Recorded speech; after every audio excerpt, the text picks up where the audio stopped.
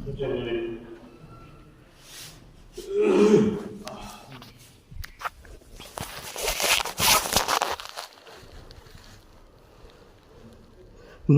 व नुसल्ली अला रसूलिहिल करीम अम्मा बाद अऊज़ु बिल्लाहि मिनश शैतानिर रजीम बिस्मिल्लाहिर रहमानिर रहीम कुल लिल मुमिनीना यग़ुज़्ज़ू मिन अबसारिहिम व यहफ़ज़ू फ़ुरूजहुम ज़ालिका अज़का लहुम सदक़ल्लाहुल अज़ीम। बुज़ुर्गों, दोस्तों, इस वक्त कुरान करीम की एक छोटी सी आयत तिलावत की है और उसी के मुताल्लिक चंद बातें अर्ज़ करनी हैं। अल्लाह रब्बुल इज़्ज़त से दुआ कीजिए कि अल्लाह ताला हम सभी को कुरान करीम की बातें सुनकर उनके ऊपर अमल करने की तौफीक अता फरमाए।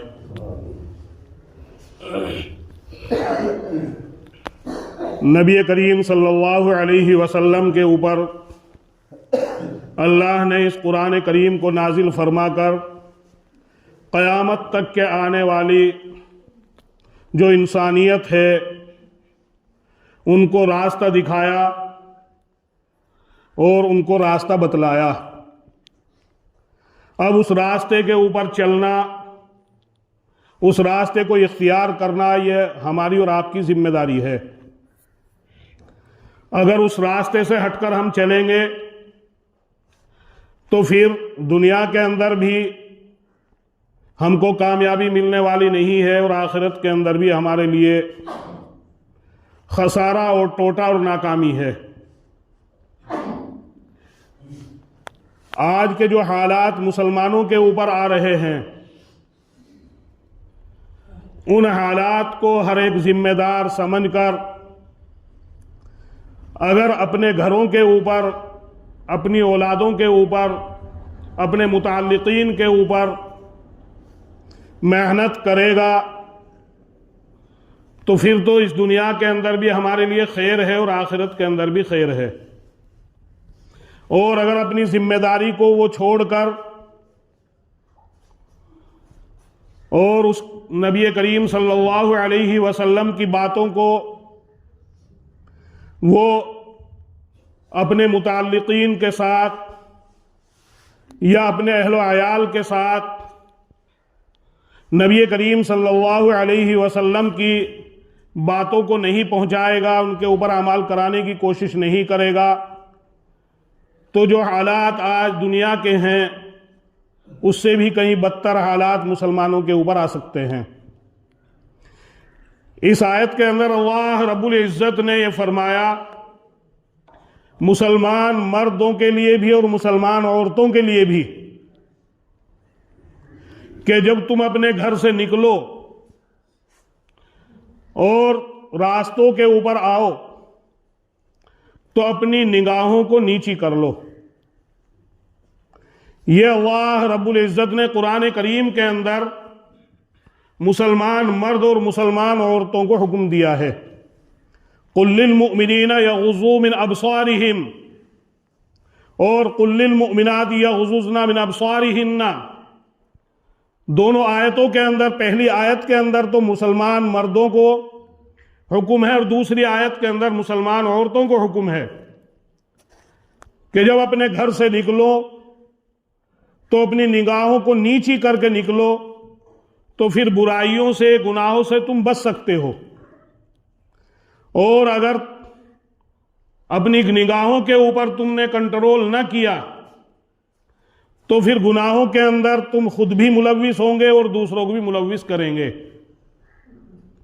आज जितना भी हम शरीयत के हुक्म को तोड़ रहे हैं, तो आज मुसलमान घरानों की औरतें, मुसलमान घरानों की औरतें, लड़कियां, वो गैरों के साथ जा रही हैं और गैरों के साथ वो उनके मजहब के एतबार से निकाह कर रही हैं या उनके साथ फेरे फेर रही हैं। ये किस बात का नतीजा है? कि आज हमने अपने घरों के ऊपर जो पर्दे की एक पाबंदी थी या पर्दे का जो हुक्म नबी करीम सल्लल्लाहु अलैहि वसल्लम ने हमको हुक्म दिया था, उसके ऊपर आज हमारा अमल नहीं है।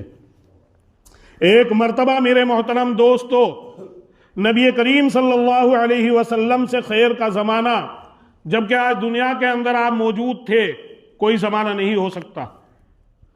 लेकिन एक मर्तबा आप सल्लल्लाहु अलैहि वसल्लम अपने घर के अंदर बैठे हुए थे, आपकी दो बीवियां भी आपके पास बैठी हुई थी। एक सहाबी थे नाबीना, अब्दुल्ला इब्ने उम्मे मक्तूम जिनका नाम है, वो अंधे थे, नाबीना थे।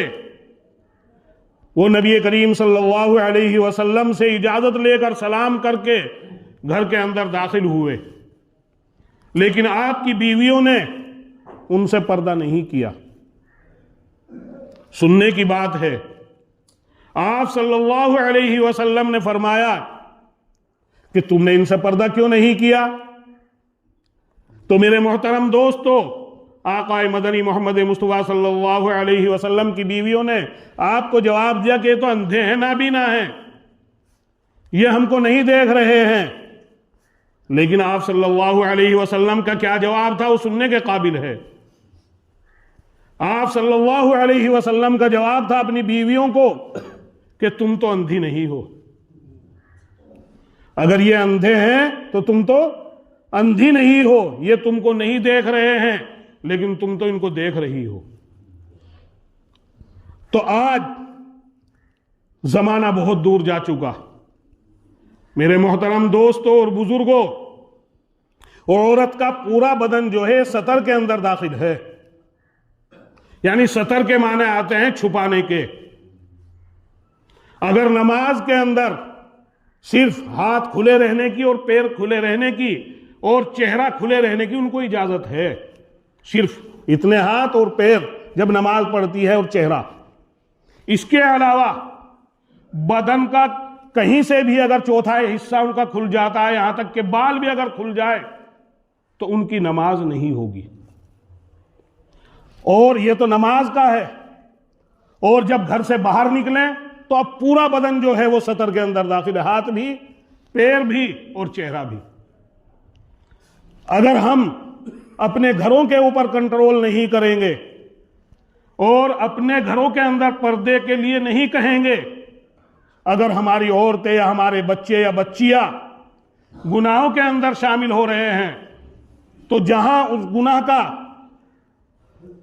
असर उनके ऊपर आएगा, हम भी उस गुनाह से बचने वाले, उसके जुर्म से, उसके अजाब से, उसकी सजा से बचने वाले नहीं हैं। आज हम समझ रहे हैं, मजाक समझते हैं, मर्द का बदन नाक से लेकर और यहां घुटनों के नीचे तक यह सतर के अंदर दाखिल है। यह भी एक दूसरे का देखना, एक दूसरे को दिखाना हराम है। लेकिन आज हमें परवाही नहीं है कि हम मजे से देख रहे हैं और कहते हैं, और अगर कोई समझाने की कोशिश करता है या बताने की कोशिश करता है तो उसको मजाक में ले जाते हैं। एक हराम चीज को करके और फिर हम ठट्टे मजाक उड़ाते हैं।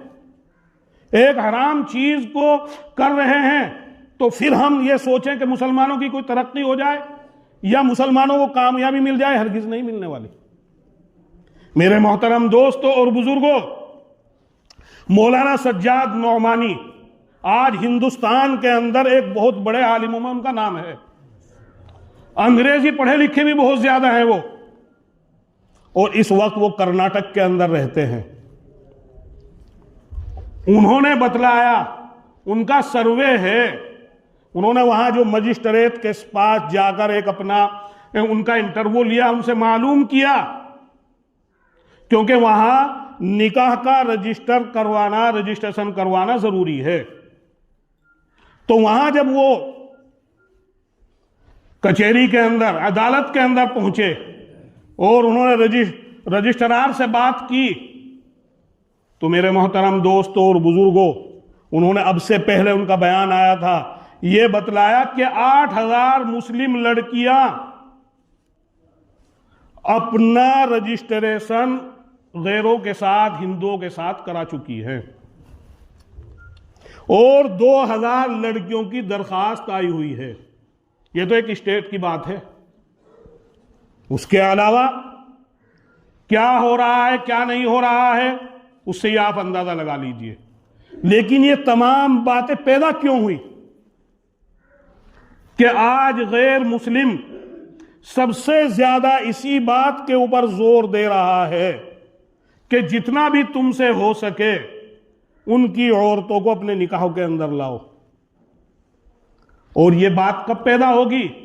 जबकि खल्त मल्त मर्द भी औरतें भी एक जगह रहेंगे या बेपर्दा रहेंगे और आपस में वो मिले जुलेंगे तो फिर कोई परवाह नहीं है। तो मेरे मोहतरम दोस्तों और बुजुर्गों, नबी करीम सल्लल्लाहु अलैहि वसल्लम के जरिए तो अल्लाह ने वो चीज कि जिससे एक गुनाह की तरफ इंसान बढ़ सकता है, पहले ही उसके ऊपर पाबंदी लगा दी। क्या फरमाया? कुल लिल मुमिनीना यगुज़्ज़ू मिन अब्सारिहिम, के नबी आप मुसलमान मर्द औरतों को यह कह दीजिए कि जब वो घर से निकले तो अपनी निगाहों को नीची करके निकले।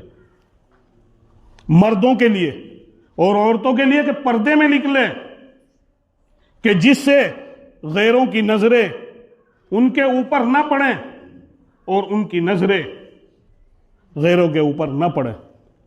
अगर यही हालात चलते रहे, आज हमारा नौजवान तबका देख लीजिए, चाहे उसमें हमारे बच्चे हों या बच्चियां हों, कितनी दूर जा चुका है कि हर वक्त चाहे गमी का माहौल हो, खुशी का माहौल हो, पहले तो आपस में कुछ दुख दर्द की बातें कर लिया करते थे, लेकिन अब अगर कहीं जाके कहीं किसी मजलिस में जाते हैं तो हर एक के हाथ में बस मोबाइल है, बस उसी में लगे हुए हैं, चाहे कहीं गम में बैठे हुए हों चाहे खुशी में बैठे हुए हों।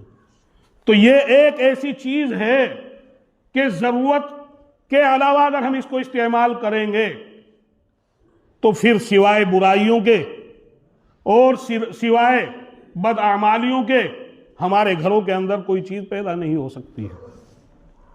तो मेरे मोहतरम दोस्तों और बुजुर्गों, अगर आज अपने आप को, अपने घर वालों को आज शिकायतें कर रहे हैं कि हमारी मस्जिदें हमसे छिन रही हैं या हमारी दीनी दरसगाहें हमसे छिन रही हैं, ठीक है, लेकिन उसके जिम्मेदार वो लोग नहीं हैं, उसके जिम्मेदार हम खुद हैं कि जब हमने शरीयत के हुक्मों को तोड़ दिया, शरीयत की बातों को हमने एक तरफ डाल दिया, तो फिर अल्लाह की तरफ से हमारे ऊपर मुख्तलिफ शक्लों में अजाब आएंगे, मुख्तलिफ शक्लों में सजाएं आएंगी। आज हर एक की जिम्मेदारी है खास तौर से कि अपने घरों के ऊपर अगर हमने कंट्रोल ना किया तो यह हमारा नौजवान तबका ये कहीं भी बह सकता है, किधर ही जा सकता है। माल का लालच दिया जाएगा और माल के लालच में इंसान घूम जाता है और अपने मजहब को भी छोड़ बैठेगा, अपने दीन को भी छोड़ बैठेगा। माहौल का असर पड़ता है, माहौल का असर पड़ता है नहीं पड़ता? देखिए मिसाल के तौर पे, पहले जो औरतें थी कपड़ों के अंदर नीम के पत्ते रखा करती थी कि ताकि जो कीड़ा या कोई वो कपड़ों को ना खा सके, लेकिन कपड़ा जब उसके साथ जुड़ा, जब आप कपड़े को वहां से निकालते थे तो उसमें से भी नीम की खुशबू आती थी। क्यों? क्योंकि वो नीम के पत्तों के साथ जुड़ चुका था, नीम के पत्ते उसके पास आ चुके थे। इसी तरह आप देख लीजिए, आप एक और मोटी सी मिसाल समझ लीजिए। मिसाल के तौर पर गुड़ है, ये गर्मी के मौसम में सख्त रहता है नहीं रहता, और इसको आप चाहे कोठी के अंदर रखिए, कहीं भी रखिए, जहां बरसात शुरू हो जाए वही गुड़ जो अब से पहले सख्त था, उस बरसात की नमी को वही कोठी के अंदर अपने अंदर जज्ब कर लेगा, नरम हो जाता है नहीं हो जाता? देख लीजिए आप तजर्बा करके इसका। तो इसी तरीके से अगर हमारे बच्चे दीन के कामों में न लगे, दीन की बातों को उन्होंने न सुना और हमारी बच्चियों ने दीन की बातों को न सुना और उनको हमने अपने पर्दे में उनको न रखा, तो फिर जो रिपोर्ट ये आ रही हैं इससे कहीं ज्यादा रिपोर्टें आएंगी और आगे नस्ल जो है बिल्कुल खराब हो जाएगी। तो इसलिए नबी करीम सल्लल्लाहु अलैहि वसल्लम के जरिए अल्लाह ने फरमा दिया कि तुम मुसलमानों को खास तौर से इस बात का हुक्म दीजिए कि सबसे पहले उसकी जिम्मेदारी है हलाल कमाना, हलाल खाना, क्योंकि खाने का भी असर पड़ता है। नबी करीम सल्लल्लाहु अलैहि वसल्लम ने एक हदीस में फरमाया कि एक दौर वो आएगा कि आपको एक आदमी ऐसा नजर आएगा कि बाल उसके बिखरे हुए होंगे, कपड़े भी फटे हुए होंगे, बेहाल होगा और अल्लाह के सामने हाथ फैलाए हुए होगा। अल्लाह अल्लाह वो करेगा कि या अल्लाह मुझको बख्श दे, या अल्लाह मुझको माफ कर दे, या अल्लाह मेरी परेशानी को दूर फरमा दे। देखने वाले समझेंगे कि हाँ ये तो बहुत अल्लाह के सामने गिड़गिड़ा रहा है, रो रहा है, लेकिन उसकी दुआ कबूल नहीं होगी। यह आप सल्लल्लाहु अलैहि वसल्लम ने फरमाया। सहाबा ने पूछा कि अल्लाह के रसूल वो क्यों? क्योंकि आप सल्लल्लाहु अलैहि वसल्लम तो हर बात सहाबा किराम रिज़वानुल्लाहि ताला अलैहिम अजमाइन के सामने लाकर रख दिया करते थे। तो आपने फरमाया कि उसका खाना हलाल नहीं होता, उसका पहनना हलाल नहीं होता, उसकी घरेलू जिंदगी शरीयत के मुताबिक नहीं होती, उसके तमाम हालात शरीयत के खिलाफ होते हैं, तो फिर कहां उसकी दुआ कबूल हो सकती है। तो आज मेरे मोहतरम दोस्त तो सोच लें, गौर कर लें कि आज हमारी दुआओं के अंदर असर क्यों नहीं है। हर एक आदमी खुद सोच सकता है, तो हर आदमी को अपनी कमियां, अपनी खामियां खुद मालूम है, दूसरे को मालूम नहीं है। अगर वो उनके ऊपर गौर करके अल्लाह से मांगेगा तो अल्लाह गफूरुर रहीम है, अल्लाह माफ करने वाले हैं। जो सगीरा गुनाह हैं वो तो अल्लाह छोटी छोटी नेकियां अगर हम करेंगे उनके जरिए माफ फरमा देंगे, लेकिन जो बड़े गुनाह अगर तौबा कर लेंगे हम सच्चे दिल से तो जरूर अल्लाह उनको माफ फरमाएगा। तो आज सबसे ज्यादा जरूरत इस बात की है कि अपने घर को, अपने बच्चों को आज के माहौल से बचाएं कि क्या माहौल चल रहा है। दीन से हटाने की क्या क्या तरकीबें गैरों की चल रही हैं, दीन के हटाने से क्या क्या मंसूबे वो दीन के हटाने से नौजवानों को क्या क्या मंसूबे बना रहे हैं, उसको समझना है। और अगर हम बीमारी का इलाज ढूंढ रहे हैं हराम कारियों के अंदर, हराम खानों के अंदर, तो बीमारी का इलाज मिलने वाला नहीं है। यह जिम्मेदारी हर एक जिम्मेदार की है। तो अल्लाह रब्बुल इज़्ज़त से दुआ है कि अल्लाह ताला हम सभी को अपने घरों के ऊपर ज्यादा से ज्यादा पर्दे के बारे में ताकीद करने की तौफीक अता फरमाए। आज बेपर्दगी ही सब गुनाहों की जड़ है, इसके ऊपर बहुत ज्यादा जोर की जरूरत है। तो अल्लाह रब्बुल इज़्ज़त से दुआ है कि अल्लाह ताला हम सभी को कुरान करीम की बातों के ऊपर अमल करने वाला बना दे। व आखिरु दावाना अनिल हम्दुलिल्लाहि रब्बिल आलमीन।